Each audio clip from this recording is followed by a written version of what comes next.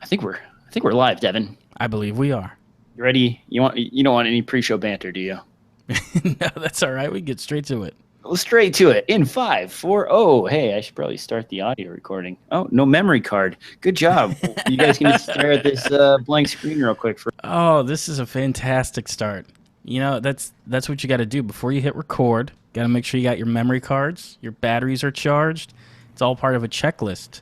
Yeah, memory cards. That's an important feature. Important.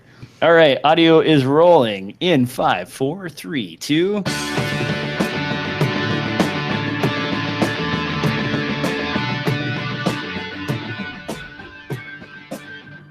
Hello and welcome back to another episode of DSLR Film Noob Podcast. I've got Devin with me today from LA. That is sort of rhyming. I don't know if it is actually, but Devin, A little bit. You've been gone for a week? I mean, my schedule's been busy, so it's actually my fault this time. But I see you have a couch now. You have a little more furniture moving into that somewhat sparse apartment. How's life? Life's doing okay. I know lots of adjustments, lots of things changing. Frustrated that it's hard to get a decent connection into an apartment. That's to be assumed. I've been even looking at possibly running multiple lines and bonding them into the apartment to try to get the bandwidth up to where I want it to be. Because 5 megabits of upload is just really tough to live with. Other than that, it's been pounding the pavement and running out there and trying to find something to shoot. It's been fun, and of course the weather's been great.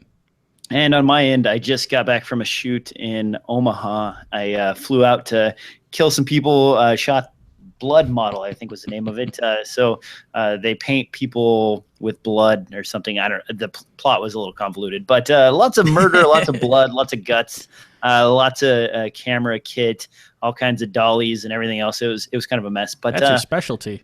Yeah, it pays for one of these guys right here. So, thanks for the money, guys. I wasted all of it on a 5D Mark IV, which I'm still on the fence about. But other than that, nothing exciting to report.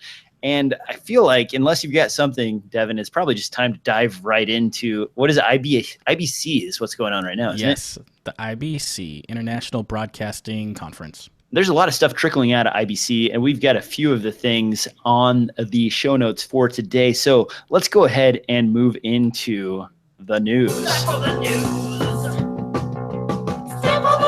Time for the news. I mentioned IBC, and then the first thing I pick is something completely unrelated to IBC. This was actually announced quite a while ago, but it's out there. It's starting to get reviews.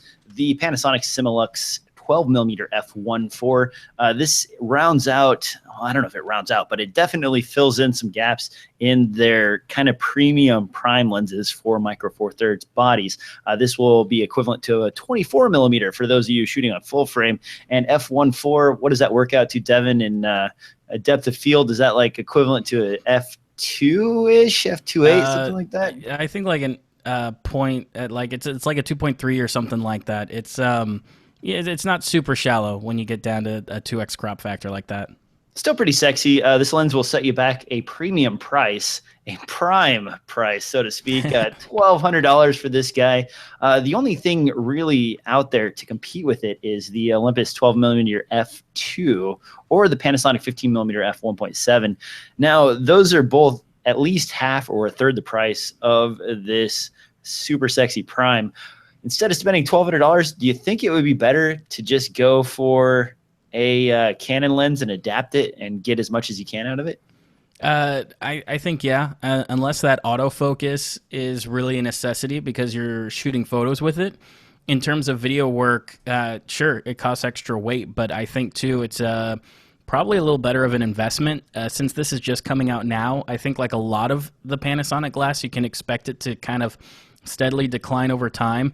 Not to saying that's not an investment, but Canon prices have been, whether or not it's justified, pretty rock solid for a long time. And Panasonic, on the other hand, the reason why I picked up their two zooms, the 12 to 35 and the 35 to 100, is because they've been steadily declining in price. They used to be $1,200, and now I think brand new you can maybe find them for $800 or $900 or something like that. So right now, I wouldn't rush out and buy it. I think it would make more sense to invest in maybe some used glass and use some adapters for it, especially if it's video work.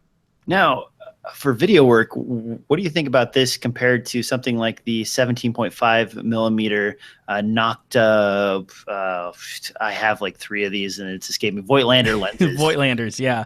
I love the Voigtlanders. The fact that they've got that slightly further focus throw, which is really great for video work. One of these kind of lenses, that's kind of what you lose. I mean, if you're a videographer that does auto while you're shooting, we know DJ does auto to kind of like set up his focus, but DJ doesn't normally have auto on while the shot is continuing on. If you're one of those shooters that's more documentary style and that's the way you roll, is you use autofocus like that, then something like this makes sense.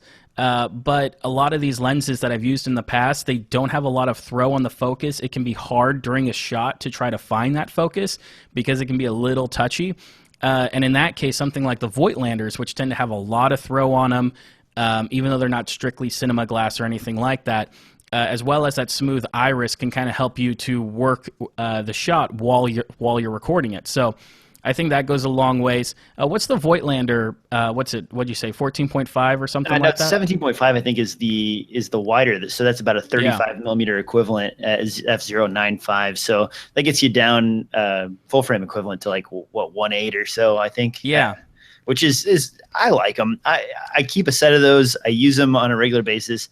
There was a couple times where this weekend I shot with the Sony A7S Mark II and the GH4 as my backup. And there was a couple times where I needed some shallow depth of field out of the GH4, and the Sony was, on another mount or whatever, and I didn't want to take it apart. And grabbing the 25 or the 45 or 42.5 millimeter, both of those were able to, get me a nice out of focus background and some beautiful shots. So even though I am a lazy shooter, I am still happy to grab those when needed. One thing, I'm a huge fan of the SLR Magic too, which is a slightly cheaper alternative to the Voigtlanders. And there's a lot of debate over which one is better performing, but I'm a fan of the SLR Magic, which has pretty much the same glass throughout the entire range, but it is manufactured in a different factory, so it's a little bit different. A lot of smack here. We actually, last time we were together, we were supposed to test these two out and see whether my 25 or your SLR Magic 25 had a better image, and unfortunately, we failed to do that because beers and other things. So sorry. I still want to test that. Maybe next year when we get together for our annual meetup, we can try something out. I was holding the Canon 5D Mark IV up, and the reason I is the touchscreen on this. I've been messing around with the facial tracking, and I think you could actually legitimately get away with being a crap-ass filmmaker and just touch a face, and this thing will track close enough that I may never have to pull focus again. What do you think about that's a stretch, actually. I'll definitely still have to pull focus again. This is not the solve all, but Sony's brought in cameras with fairly good autofocus in live view video mode, and now Canon is starting to offer that in their mid-tier cameras. We even saw that, I think, if I remember correctly, doesn't the XC15 that they just announced have a touch screen with the same focus system as well? I might be wrong. I believe so. I don't think it has the dual pixel Canon autofocus system, but I believe too that's one of the things they advertise is the facial recognition autofocus supposedly being better than the last generation. So I mean, maybe someday in the future we could get away with not actually having to do focus at all. They've gotten more and more impressive, and it's interesting because it's attacking the problem from a whole different angle. You think about the old DVX-100Bs and stuff like that, and they had pretty competent autofocus systems. And a lot of them were built just around distance calculation. And I mean, too, with a 1/3 inch size sensor, getting something in focus isn't exactly a challenge. But with something like a full frame, like a 5D, it's really fascinating the way that they're attacking it more from a what should we put in focus, and the systems and the computers get better and better about calculating for that focus. So with the right glass and everything else, I think you're right. I don't think it'll take too long until more and more shooters start to trust autofocus systems for a lot of projects. Well, especially if you're just doing like live coverage or sort of documentary stuff. Absolutely. If something's a little slow to focus every once in a while and you still get 90% of your shots and it saves you the time of actually trying to set that stuff up, that might be worth it, actually. Now, speaking of other things that might be worth it, if you need a focus assist, someone running a focus controller for you and a remote monitor, Paralinx is well known for their wireless transmitters. They have now announced the new Dart, which is a $2,900, might as well say $3,000, right? 3,000, yeah. This thing has a transmitting range of up to 1,000 feet. It has a micro HDMI input, and basically, this is like a tinier, more advanced version of their older Arrow system, it looks like. And now they are also supporting SDI or HDMI output, where I believe the Arrow was only HDMI output. Correct. This is pretty expensive. It is expensive. Is it a noticeable upgrade? I mean, I guess that's quite a bit further distance of transmission compared to the previous generation. You think 3,000 versus what? I think a $999 will get you the Arrow, won't it? Yeah. For me personally, I think what's happening here, the reason why they are able to boast such numbers is because I believe they're using a frequency range that most of your Wi-Fi and other 5 gigahertz products can't use, because the government requires that those antennas have sensors on them to know if they're interfering with radar and other military applications of 5 gigahertz in order to retard their transmission so they don't interfere, which most people aren't going to run into necessarily that kind of interference. But you're not legally allowed to use those frequencies except for unless it can react to the situation around it to make sure that it doesn't cause problems. I think that while I don't have a tech sheet on it, I think they're putting themselves in that space so they know that they won't have an interference problem, and they can get away with kind of different transmission rates in terms of power and everything else. I think really the selling point here, though, is the smaller size. For a lot of people who are running smaller cameras, I mean, you look at Blackmagic, probably the smallest camera there is that you can swap lenses on, maybe next to the Z-Cam or something like that. But I think it's kind of built for those applications of keeping a rig really light and small and working within those constraints. Because other things like the Arrow you put on a DSLR or something like that, and it's kind of like putting a giant light or putting like a couple of wireless receivers, it takes up a bit of room. So I think here they're really trying to market the size, and that's what they keep going after. I think, too, that it's really pricey, but for, I think, some people with rentals and people who have to worry about follow focuses and things like that, it can be a way that, hey, you can stick this on your DJI Ronin and then have somebody be doing wireless follow focus or something like that. And I think that's what they're trying to build it for, is Ronins. I'm not sure they're really looking into the drone, but that could be something, but they're not advertising that it's really built for drone work. But that's what I think that they're trying to do here, is to take even better technology and shrink it down to try to get more people on their brand, because even before, it's not like they had a whole lot besides a low price that was convincing people to come over to their product. And a lot of people who already use a system that works, it's very hard to get them to jump ship unless you give them new features. It needs to be something better than just price. Now, what do you think about this compared to something like Aperture's Link system? Because they've got that new, I think it's good for 300 feet, and it's about $600 or so. That one, I mean, most of the features, it's not as tiny and compact as this, and it's probably not as nicely set up. It's sort of this weird triangle, it is a weird shape thing that goes on the top of your camera. But $699 for those who just need like a wireless director monitor or something like that. How do you think that compares? I think that for a lot of people, that is at least a lot of the people who watch this show, that is what they should be looking at if they want to look at wireless video. The situation here with a Paralink is part of their methodology is to get uncompressed video so that it can be externally recorded, among other things. And while I probably wouldn't trust something like the Aperture system without testing it a lot for something like wireless recording, for a director's monitor and just like, hey, we want to see what the shot looks like when the camera's out on the jib, and we don't want to run a bunch of cable or other things like that. I think it becomes super useful for those situations. I could also see it being pretty useful if you're one person and for some reason you have to do a 2-camera shoot. You can kind of set this up on a secondary camera, set up a monitor, and now you can watch both cameras at the same time to make sure that there's no funny business going on with exposure or focus or anything like that. So I kind of like the price point, and they've done a pretty good job of keeping a small size, relatively speaking, for a lot of this kind of wireless technology. I think for a lot of our audience, that's probably something closer in line of what they'd be looking for, where a Paralink is somewhere between like huge, $10,000 wireless systems and something like the Aperture system. When I saw this announced, I was like, really? You made see-through plastic? Is that the choice we're going to go with here? I don't understand the methodology either. And it's got a weird shape, and I'm sure it has a weird shape for a specific reason because of its internal antennas. But the clear plastic part, I don't know if they think that'll make people think that like it works better because the plastic's transparent or something. I don't know. In any case, it is kind of an awkward shape. But you could tell they try to build it around the hot shoe and mounting onto a hot shoe. So I kind of give them points for that. If you're really in a minimalist setup where you only have a DSLR and you don't have rails or a cage or other things, you could still fit this on top comfortably. So, that's always good.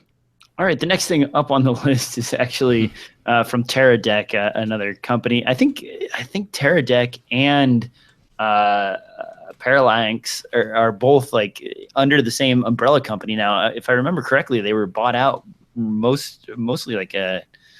I could be wrong, but I think it was like, you might be right about that. I think the tripod company, I want to say like whoever owns Liebeck or whatever that like kind of strange brand tripod company bought a bunch of these little companies, and they bought Small Rig, and they also bought Paralinks, I think, and possibly, I don't know if TeraDek might be saved from that, but regardless, TeraDek has got the Sapphire now, or the Sphere, excuse me, and this is a 360-degree wireless video system with 4 HDMI inputs. You put this in the show notes, and I'm looking at it now, and I'm thinking, WTF? Why? When? Where? I mean, of course, there are always 360-degree excuses, but wirelessly, what are you doing with this? Right. One of the things that hasn't really been conquered yet in terms of a market, in terms of 360 and VR and where those technologies are headed, has been broadcast, has been live streaming. The only way to live stream 360 in the past is to use a dedicated 360 solution camera, something that's doing the stitching and the color correction and everything else on board, so that it's just giving you a signal that you can then wrap into a 360 transmission. What this TeraDek Sphere is letting you do, which, keep in mind, this is pricey. We're talking about $3,000 to $4,000. You're going to spend more if you go for the SDI option, or as well as if you can go up to 8 cameras. This is built to do real-time stitching, color correction, exposure correction, all that kind of stuff with better quality cameras, as opposed to kind of those like single cameras that are all built in for 360. You can use 8 GoPros, you can use 4 DSLRs. There's lots of options here. The Blackmagic Micro Studio camera or something like that. There's a lot of options here to like wrap this stuff together, and TeraDek is putting a solution out there that no one else is for stitching it all together and live streaming it. Now, me and DJ have talked in the past about the viability of 360, and I do think that there's a future in it, and I do think it's going to go places, and I especially think that one of the places that 360 works really well is in live situations, which, even though we haven't seen it really enter that space yet, I think that 360 works well to experience something around you. And it's kind of and I would say saved kind of for a special occasion, because kind of doing a 2-hour feature film through it is kind of like, I'm not sure that that's going to go places, as well as like even funny videos on the internet. Like, so wait, do you want to like stick this in the middle of the Democratic convention or the Republican convention and just have people get stared at online from a spherical camera in the middle? It could very well be like that, but too, because of how small the cameras have gotten, they can even be in very impressive situations that you couldn't be yourself. Say that you could have something like this on a race car. You could have, like you're saying with the RNC or DNC, you could have this mere, 50 feet away from the podium. So you can get a big view of that, as well as the room around it and everything else. It can make for very interesting experiences that you can drop yourself in live. And that's what I find fascinating, is because it's a complicated procedure to stitch everything together, color correct it, make sure like the edges aren't super obvious and show really well and stuff like that. And TeraDek